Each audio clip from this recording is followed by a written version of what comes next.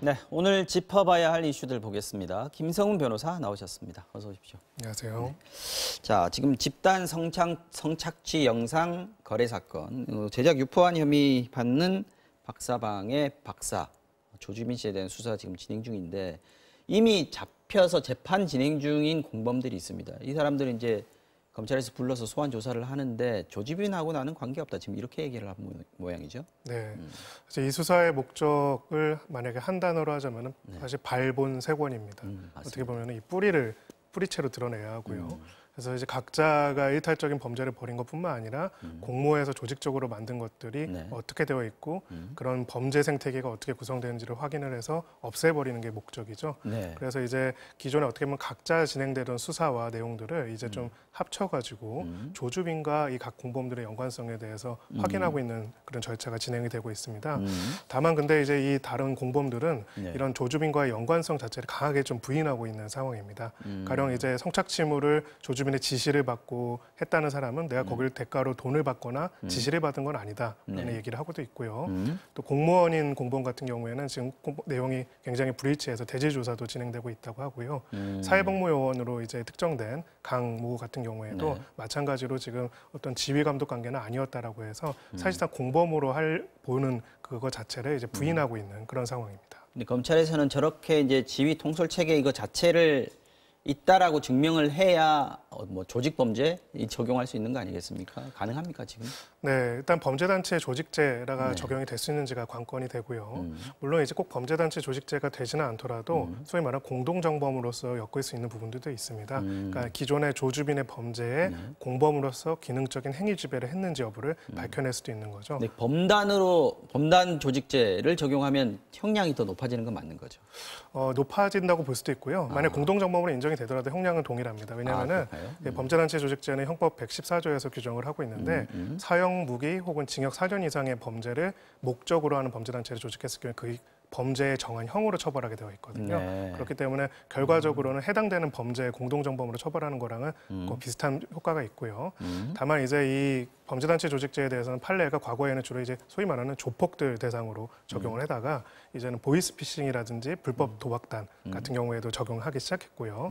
요건이 이제 계속성 그리고 위계관계 그리고 통솔 체계가 있어야 한다. 이 부분들을 계속성, 위계관계, 통솔 체계. 네, 그러니까 하나에 정확히 어느 정도는 지속성이 있어야 하는 거로 보고 있는데 공범들은 이 방이 뭐 만들어졌다 없어졌다 했고 어떤 통솔 체계를 가지고 우리가 지휘를 받는 그런 구조는 아니었기 때문에 적어도 범죄단체는 아니다라고 굉장히 강하게 부인하고 있는 상황입니다. 대화방에서 어떤 식으로 대화가 이루어졌는지를 조금 면밀히 볼 필요가 있을 것 같긴 하네요.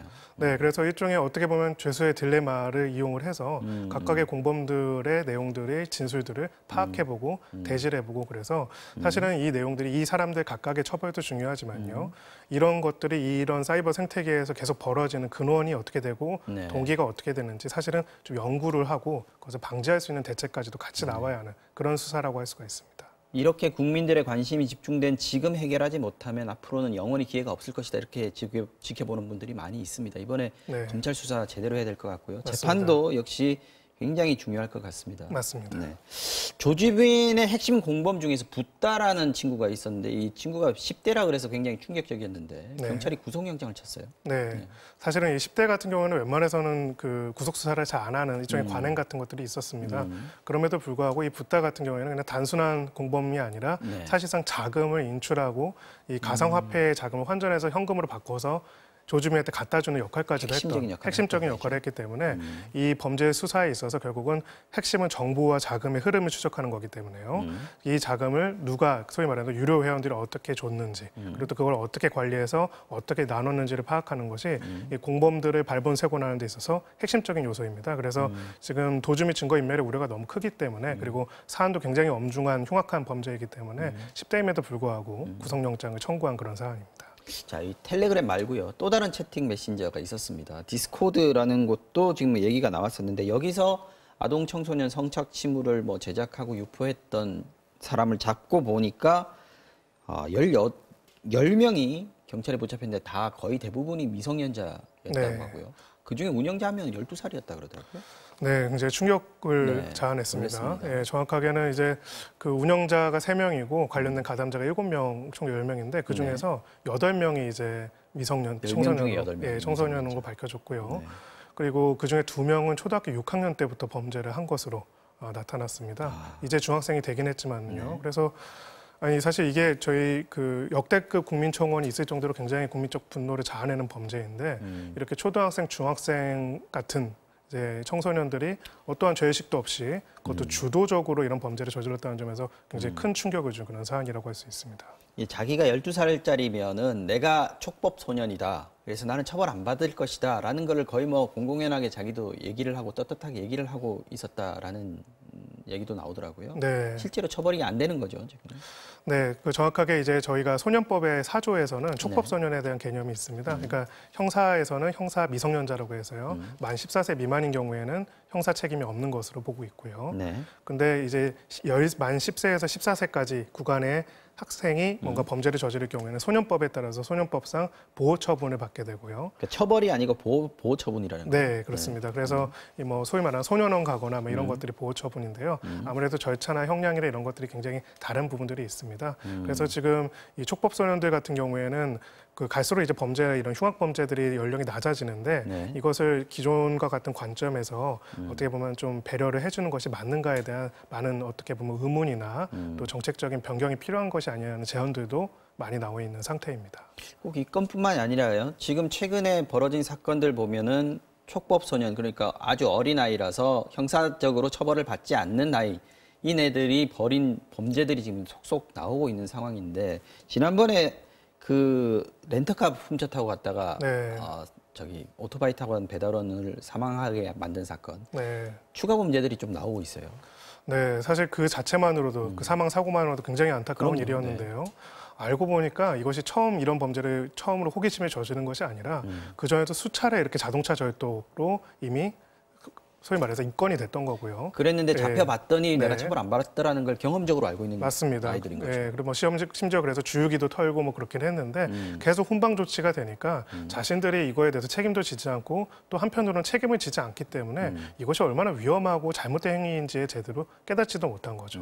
또 한편으로는 소년법상 이런 것들을 이제 형사 미성년자 규정을 두고 이런 부분들은 사실은 이런 잘못된 행동을 했을 때 그런 교정을 부모가 가정에서 담당하는 것이 더 좋다라는 생각이 있기 때문이거든요. 네. 사실상 그것도 제대로 이루어지지 못했기 때문에 결국은 소중한 목숨을 잃는 사고까지도 발생한 것이 아닌가라는 이런 생각이 듭니다. 상황이라면 오히려 그런 그 법이 범죄를 조장하는 거 아니냐 이런 비판들이 나올 수 있거든요. 맞습니다. 청와대 청원이 지금 엄청나게 많이 늘어났습니다. 맞습니다. 지금 이 사망 사고가 일어난 이후에도 해당 범죄자들이 거기에 대해서 스스로 어떠한 반성도 보이지 않는 모습들이 여러 가지를 보였기 때문인데요. 네.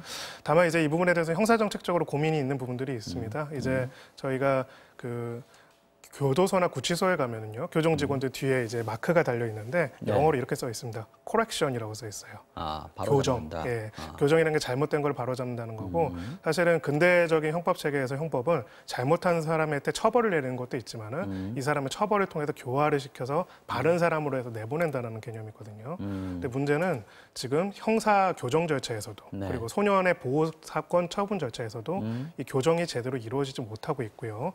특히 이제 소년원 사건 같은 경우에는 소년원을 갔다 와서 다시 재범률이 약 13%에 이르고 있습니다. 그러니까 어떻게 보면은 이 처벌의 연령을 어떻게 낮추고 얼마나 강하게 하는지도 중요한데 그 과정을 통해서 사실 무기징역이 아니라면 언젠가 사회로 오는데요. 이 단계에서 우리가 어떻게 하면은 제대로 된 교정 효과를 만들어낼 것인지에 대한 고민 또한 필요한 사안이라고 생각합니다. 맞습니다. 자, 다음 이슈로 넘어가 보겠습니다. 이른바 검언 유착 의혹 지금 화제가 되고 있는 상황인데 채널A 기자하고 이른바 한 검사장 간에 어떤 유착이 있었던 거 아니냐. 그래서 유시민 노무현재단 이사장에 대해서 좀 뭔가 털어놓으라고 협박한 거 아니냐 이런 얘기들 나오고 있습니다. 지금 검찰에서는 일단 나는 그 채널A 기자랑 통화한 적도 없고 그래서 다 사실이 아니다 지금 이렇게 얘기를 했는데 법무부에서 재조사를 요구를 했습니다. 네. 지금 정확하게는 감찰하라고 이제 요구를 하는 그런 상황이어서 네. 이 내용이 사실 저희가 한 지난주쯤부터 벌써 이제 많은 화제가 되지 않았습니까? 어떻게 보면은 각 당사자들이 좀 객관적인 자료를 토대로 해가지고 밝히고 각 유관기관들이나 해당 언론사가 밝히면 되는데 아직까지도 좀 구체적인 결과가 안 나온 그런 상황입니다. 그렇기 때문에 관심이 집중되고 있는 상황이기 때문에 이 부분에 대해서는 감찰이라는 정식적인 절차를 통해 가지고 사실관계를 명확하게 확인하라는 명령이 이제 어떻게 보면 내려진 거고요.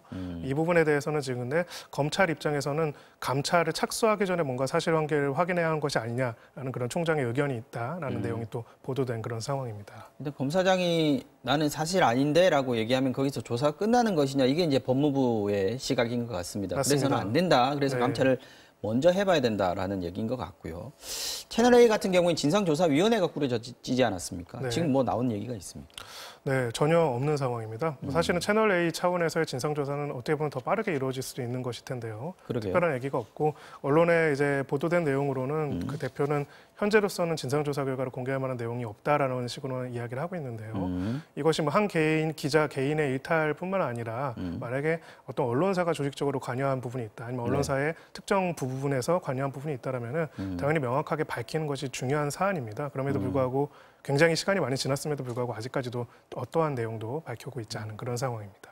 지금 방송사들은 그 정기적으로 방송통신위원회로부터 재승인 허가를 받아야 되거든요. 지금 네. 그 심사가 판단이 눈앞에 있는 상황인데 채널A 쪽 관계자를 방통위에서 불러서 의견 청취를 하겠다 지금 이렇게 나온 상황입니다. 네, 이제 내일 그런 청취를 하겠다고 이야기를 했고요. 특히 채널 A 같은 경우에는 이제 보류 판정을 받았죠. 방송의 심사보류였네요. 재승인 보류. 맞습니다. 그래서 방송의 그 공적 책임 부분에 있어서 점수가 미달한 부분이 있는데 이 내용에 제대로 대처나 처리를 못한다면은 사실은 이 부분에 대해서 결국 보류가 아니라 재승인이 최악의 경우에는 안 될 수도 있는 그런 위험성도 있는 사안입니다.